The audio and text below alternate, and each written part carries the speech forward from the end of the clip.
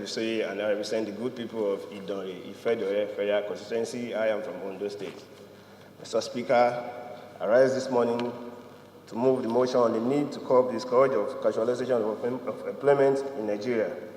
The House notes that the casualization of workers has assumed a worrisome dimension in private and public sectors, with employers capitalizing on the high level of unemployment to subject workers to servitude under deplorable working conditions.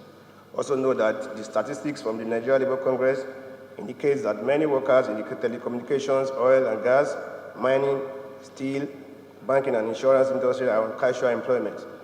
Aware that Section 7.1 of the Labour Act 2004 provides that no worker should be engaged on probation or temporary employment for more than 3 months. Also aware about the agitation by various stakeholders such as the Nigeria Labour Congress, the Trade Union Congress, and other non-governmental organizations of the Federal Republic of Nigeria to develop a political way to enforce compliance with decent and acceptable working environment in Nigeria. Worried about daily reported cases of workers who had worked for several years as casual workers or contract staff without being regularized, and the gory details of foreign firms, mostly Indian, Chinese, Lebanese firms, physically assaulting and resisting the movement of the workers and exposing them to various industrial hazards. Further aware that the International Labour Organization recognizes the transition of employees from temporary to permanent employment within 3 to 12 months of the contract, but in one of its reports, Nigeria was grossly indicted on account of frequent termination of contract workers' employment when they became qualified to be considered for permanent employment. Concerned about the emotional and psychological effects on the casual workers and contract staff who are arbitrarily dismissed at the whims and caprices of their employers without any benefits whatsoever and lack of legal status, which makes them dispensable at the convenience of their employers. Resolves to condemn the continuous and persistent casualization of workers and the degrading treatment meted on them by the employers. Call on the federal government to put mechanisms and policies in place to ensure that employers of labor conform to internationally acceptable standards of employment. Mandate the Committee on Labor, Employment and Productivity to ensure compliance. I so move, Mr. Speaker. Thank you. Seconder, Honorable Lawan.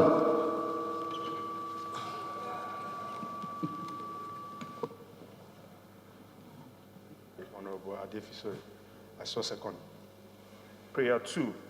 Call on the federal government to put mechanisms and policies in place to ensure employers of labor conform to international acceptable standards of employment and our local content laws.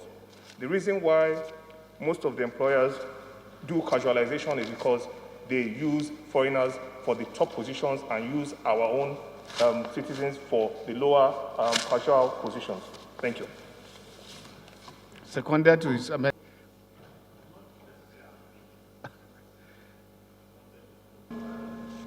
If the economy is working well and an employer of labor is running his business well, he will not have any need to go into casualization. Like in the oil and gas industry, they have been battling this with labor for so many years.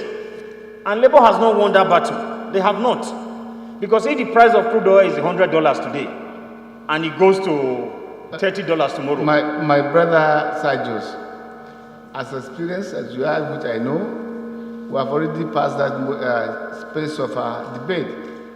But I would disagree with you in total. It is a function of applying our laws, not the economy.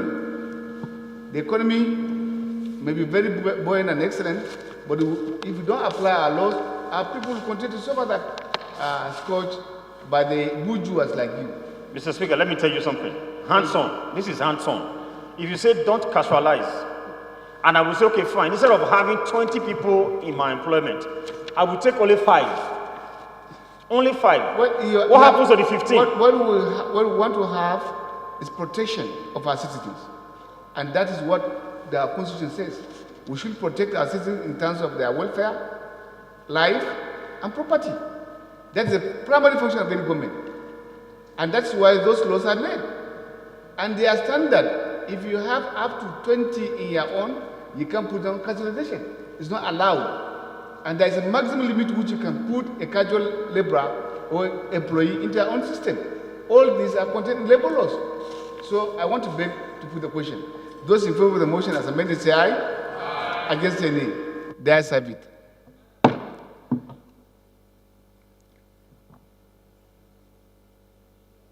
Thank you, Honorable Tajidin.